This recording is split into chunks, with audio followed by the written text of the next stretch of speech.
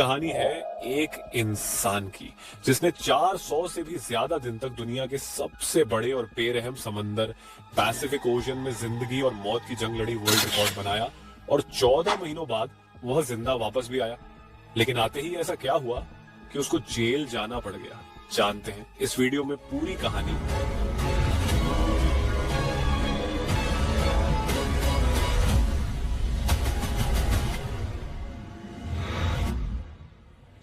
Pacific ocean का नाम सुनते ही लोगों को पसीने आ जाते हैं।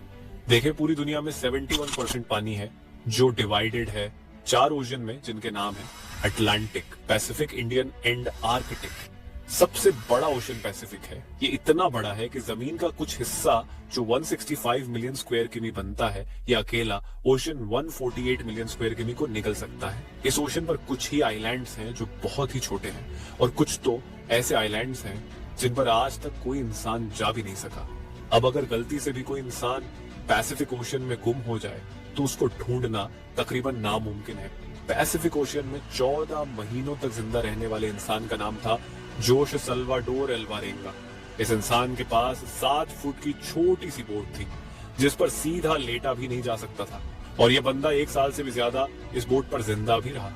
समंदर की बेरहमी का भी मुकाबला किया और वर्ल्ड रिकॉर्ड भी बनाया जो आज तक कोई और इंसान तोड़ भी नहीं सका।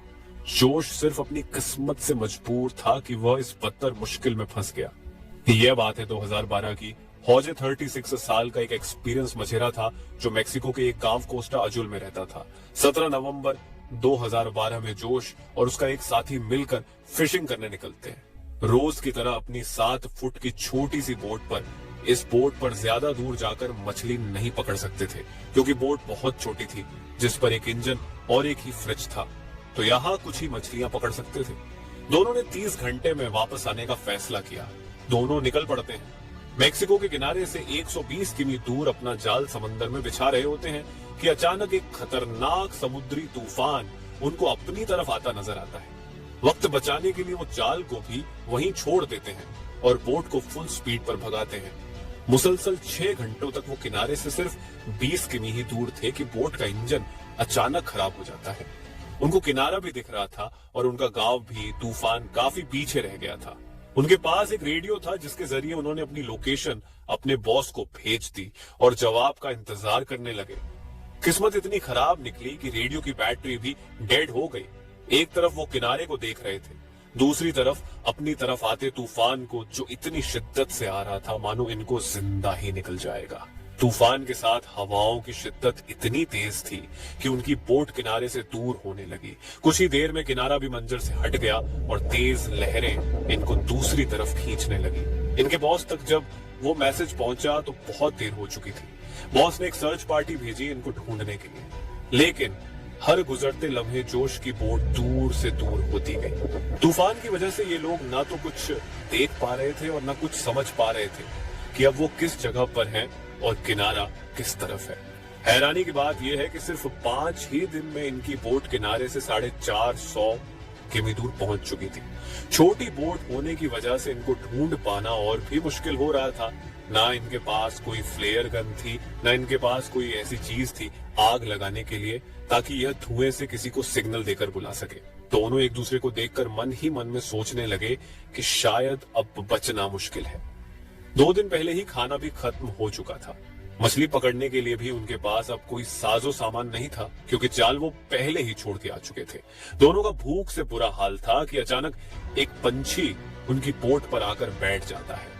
ये दोनों एक दूसरे की तरफ देखते हैं और एकदम से उस पंछी पर हमला कर देते हैं, लेकिन उसको पकड़ नहीं पाते। दोनों को पता था कि हो सकता है पंछी फिर आए। कुछ ही देर में एक और पंछी आता है। इस बार दोनों बहुत तरीके से उसको पकड़ने का प्लान करते हैं और आखिरकार वो कामयाब हो जाते हैं। और इस तरह दोनों अपनी भूख मिटाने के लिए बोट पर आने वाले परिंदों से अपना गुजारा करते हैं। समंदर का खारा पानी पीने से इंसान की मौत हो सकती है। इस वजह से उन्होंने बारिश के पानी को प्लास्टिक की बोतल में स्टोर करना शुरू कर दिया जिसको पीकर वो जिंदा रहते थे। लेकिन जब बारिश ना पड़ती तब वो प्यास बुझाने के लिए मछलियों और टर्टल्स का खून पीते थे, लेकिन वो भी तब जब वो उनको पकड़ने में कामयाब हो जाते थे। दिन गुजरते गए और फिर महीने ये दोनों जिस मेंटल टॉर्चर से गुजर रहे थे वो इमेजिन करना भी हमारे लिए बहुत मुश्किल है। आखिरकार जोश का साथी ये टॉर्चर बर्दाश्त ना कर सका और 4 महीनों के बाद उसने सुसाइड कमिट कर लिया। और अब बोट पर सिर्फ जोश अकेला था और उसके चारों तरफ पानी ही पानी था, जिसको देखकर उसको जिंदगी की कोई उम्मीद बाकी नहीं नजर आ रही थी। लेकिन अपने हालात से तंग आकर वो जैसे तैसे जिंदगी गुजारने लगा। मैप्स में देखा जाए तो एक अंदाजे के मुताबिक हौजे पैसिफिक ओशन के इस हिस्से में मौजूद था, जिसको दुनिया का खामोश तरीन हिस्सा माना जाता है, क्योंकि यहाँ से सिर्फ कार्गो शिप्स ही गुजरती है। मैक्सिको के किनारे को छोड़े 6 महीनों से भी ज्यादा हो चुके थे और इस दौरान जोश ने अपने साथी को भी खो दिया था। इस वजह से वो काफी ज्यादा फ्रस्ट्रेट हो चुका था। एक दिन जोश को दूर समंदर में एक कार्गो शिप नजर आती है। पिछले 6 महीनों में ये पहली शिप उसको नजर आई थी और ये मंजर देखते ही उसमें जिंदा रहने की उम्मीद फिर से वापस आ गई। जोश ने कार्गो शिप की तरफ हर मुमकिन इशारा करने की कोशिश की, लेकिन बदकिस्मती से शिप इतनी दूर थी कि जोश को वो ना देख सके और देखते ही देखते जोश की नजरों से वो शिप भी गायब होने लगी और वो ये सोचने लगा कि शायद मेरी किस्मत में मरना ही लिखा है। दोस्तों जरा सोचो, 6 महीने तक आप दुनिया की ऐसी जगह पर टक हो जहां पर आपको दूसरा इंसान भी नजर नहीं आता, और अगर एक लंबे अरसे के बाद आपको कोई दिखे लेकिन वो आपको ना देख सके और गुजर जाए तो आपको कैसा लगेगा। 11 महीनों के बाद मौजे अपनी इस छोटी सी बोट पर 8000 की भी ट्रेवल कर चुका था थे और उसके पास खुद को सनलाइट से बचाने के लिए सिर्फ एक अंडरवेस्ट ही बचा। आखिरकार वो घड़ी आ गई जब किस्मत जोश पर मेहरबान हुई। फाइनली 439 दिन बाद 30 जनवरी 2014 को उसे अपने आसपास नारियल तैरते हुए दिखाई दिया और आसपास कुछ पंछियां भी मंडरा रही थी। ये नजर देखकर वो समझ गया कि आसपास कोई आइलैंड जरूर होगा। फिर उसे दूर एक आइलैंड दिखाई दे रहा था। उस आइलैंड तक पहुंचने के लिए उसे करीब आधे दिन का समय लगा। जैसे ही बोट उस आइलैंड के करीब पहुंचा, वो बोट से जंप करके आइलैंड की ओर तैरने लगा और फाइनली महीनों गुजारने के बाद वो एक ठोस जमीन में पहुंच गया। दरअसल इस आइलैंड सबसे छोटा आइलैंड है। ये ऊपर वाले का चमत्कार ही था कि हवाओं का रुख कुछ इस तरह से उसके बोट को मोड़ दिया कि उसका बोट उसे छोटे से आइलैंड की ओर ले गया। अगर वह गलती से इस आइलैंड तक नहीं पहुंच पाता या फिर थोड़ी सी हवाओं का रुख इधर से उधर होता तो वो आइलैंड तक कभी पहुंच ही नहीं पाता, और फिर अगर वह जिंदा बच पाता तो शायद 5000 किलोमीटर दूर फिलीपींस के टापू को ही देख पाता। पर जोश की किस्मत अच्छी थी कि वो इपोन ओटोनी आइलैंड पर पहुंच गया। ये उसके लिए एक वरदान साबित हुआ, मानो मौत के मुंह से निकलकर उसे नई जिंदगी मिल गई हो। थोड़े बहुत एरिया का जायजा लेने के बाद उसे एक घर दिखाई दिया। कुछ देर बाद उस घर से एक इंसान निकल के आया। करीब 14 महीने तक समुद्र में गुजारने के बाद वो पहली बार किसी जिंदा इंसान को देख रहा था। ये देखकर उसके आंखों में आंसू आ गए। उसकी कहानी जानने के कुछ ही देर बाद वहां पर लोकल पुलिस पहुंच गई। जोश अपनी पूरी जर्नी पुलिस वालों को बताया, लेकिन उसके बातों पर यकीन करने वाला कोई नहीं था। भला 438 दिनों तक कैसे कोई एक छोटे से बोट में जिंदा रह पाता, वह भी बिना खाए पिए एक लाश को देखते हुए, जो उसने अपनी बातों को साबित करने के लिए अपने बॉस को कॉल किया, जो उसे मछली पकड़ने के लिए भेजा करता था। उसके बॉस ने भी ये पुष्टि कर दी कि हाँ, जोश मेरे लिए कम करता था और 1 साल पहले वो समुद्र में खो गया था। अब क्योंकि वो किसी और कंट्री में पहुंच चुका था, वो भी बिना वीजा के, इसीलिए कुछ दिनों के कानूनी कार्यवाही करने के बाद उसे वापस मैक्सिको भेज दिया गया।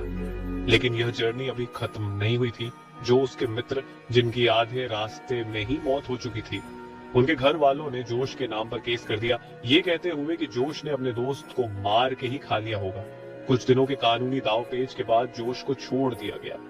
उसके कुछ दिन बाद उन्होंने एक बुक 438 डेज पब्लिक किया, जिसमें उन्होंने अपनी पूरी कहानी को लिखा था। जाने अनजाने में अपनी जिंदगी को बचाते बचाते उन्होंने एक ऐसा वर्ल्ड रिकॉर्ड बना दिया जिसे तोड़ने की हिम्मत भी कोई नहीं करना चाहेगा। जोश की कहानी हमें इस तरह प्रेरित करती है कि जिंदगी में चाहे कितनी भी मुश्किलें आ जाएं, हर मुश्किलों का समाधान जरूर होता है। वीडियो एंड तक देखने के लिए शुक्रिया। मिलते हैं अगले वीडियो के साथ।